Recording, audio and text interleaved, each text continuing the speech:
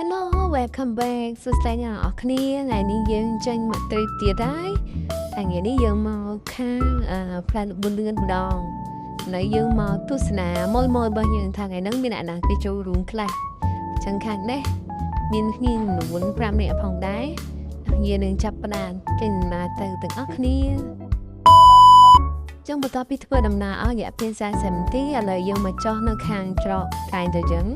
ចឹងដល់ថ្ងៃហ្នឹងយើងទៅណាមកទស្សនាជាបន្តហើយកន្លែងនេះជាផ្លូវបាត់ចូលថ្ងៃហ្នឹងមានការកកស្ទះខកកង់មែនតើដល់ថ្ងៃហ្នឹងមានអ្នកទៅដើរលេងច្រើនហើយឥឡូវយើងមកទស្សនាតាមដងផ្លូវដែលយើងជិះចូលហ្នឹងគឺវាមានលក់របស់ហូបចុកអីនៅតាមផ្លូវជាច្រើនហើយទស្សនវិស័យតាមដងផ្លូវគឺប្រកបដោយដើមឈើវាអារម្មណ៍ថាស្រស់ថ្លាហើយត្រជាក់ហើយមានដើមឈើពណ៌បៃតងអមសងខាងផ្លូវចឹងចង់ដឹងថាយើងទៅដល់ទីណាទីតាមដានទស្សនាជាបន្តឥឡូវយើងបានមកដល់ផ្លូវបាត់ចូលបន្តទៀតហើយយើងនឹងជិះឡើងភ្នំបន្តទៀតហើយឥឡូវយើងបានមកដល់កន្លែងទីតាំងរបស់គេហើយថ្ងៃហ្នឹងគឺយើងមកលេងនៅឯឧទ្យានជាតិគ្រីរំដែលនៅទីនេះគឺមានរីសតជាច្រើនហើយគឺខានមកយូរហើយរយៈពេលចាំងចូល10ឆ្នាំហើយចឹងឥឡូវមកទស្សនាជាបន្តទៀតឥឡូវយើងដើរហេហានៅខាងលើមើលគេមើលឯងឃើញថាមានមនុស្សមកលេងជាច្រើនច្រើនខ្លាំងតែម្ដងចាគឺបានថ្ងៃហ្នឹងគេមានកម្មវិធីបន់ឬក៏គេធ្វើកម្មវិធីអីផ្សេងគឺថាមានមនុស្សច្រើនតែម្ដងចឹងចង់ដឹងមនុស្សច្រើនប៉ុណ្ណាទៀតយើងមកទស្សនាជាបន្តឥឡូវយើងធ្វើការដើរទៅទៀតហើយដើរនេះគឺដើរសំដៅទៅលំហែរីសតដែលសារតែមុនមកហ្នឹងគឺគោលដៅរបស់យើងគឺទៅលេងនៅឯលំហែរីសតនៅខាងលើហ្នឹងហើយគិតថាមកនេះគឺមកញ៉ាំបាយនៅខាងលើហ្នឹងតែម្ដងចឹងកុំឲ្យខាត់ពេលយូរឥឡូវយើងបានមកដល់ផ្លូវចូលទៅភោជនីយដ្ឋានគេហើយចឹងធ្វើការដើរបន្តទៀតចា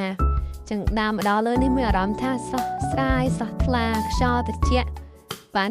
នៅលើកំពូលភ្នំហើយឃើញចលងភ្នំចឹងគឺអារម្មណ៍ស្ដាយមែនតើឥឡូវយើងសម្រាប់តិចសិនយើងចែកស្នេកគ្នាញ៉ាំសិនហើយនេះវាខ្ចប់មកច្រើនយើងចែកចាយផ្សេង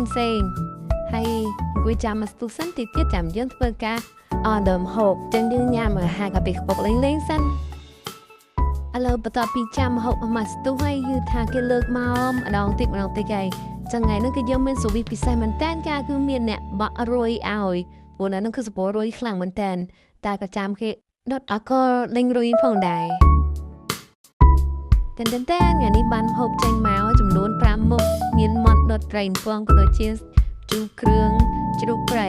ចឹងយើងចាប់ដើមញ៉ាំបាយសិនចាឥឡូវបាយមិនទាន់ណាឥឡូវទៅទៀតចាទៅគឺដើម្បីទៅថតរូបព្រឹត្តយករូបភាពផ្សេងចឹងយើងមិននឿយហត់ទេក្នុងការធ្វើដំណើរទៅថតរូបឡាលេងហ្នឹងចាទោះបីញ៉ាំបាយហើយមិនចង់ក៏នៅទៅដែរចឹងយើងមកដល់ខាងលើទៀតកន្លែងហ្នឹងគឺមានគេបោះតង់ហើយអាចស្នាក់នៅបានទៀតចឹងឥឡូវមើលក្បាច់គេកាត់ style នឹងលេងសិនថាមានក្បាច់ពិសេសអីខ្លះហើយថតរូបបានទៅស្គីផ្លែយ៉ាងណាខ្លះដែរចឹងទស្សនាជីកតឥឡូវបាយហើយមិនតនាំគ្នាទៅទិញមកជូរក៏ដូចជាតកកជូរដែលគេលក់នៅលើនឹងទៀតគឺថាហូបថ្ងៃនេះហូបតែរហូតតទៅពីហូបរួចរាល់យើងសម្រាប់បានតិចតួចហើយឥឡូវមានតែធ្វើដំណើរចោះទៅវិញគឺត្រឡប់ទៅផ្ទះតែម្ដងមកប្រហែលជាចូល3រសៀលហើយចឹងយើងបំណងគ្នាទៅផ្ទះតែម្ដងតែមុនថាទៅផ្ទះជិះដល់ឆាក់ក្រោមគឺចូលដាក់មាត់ឆានទីមកអត់ទាន់ត្រៀមគេចាអរគុណបាយ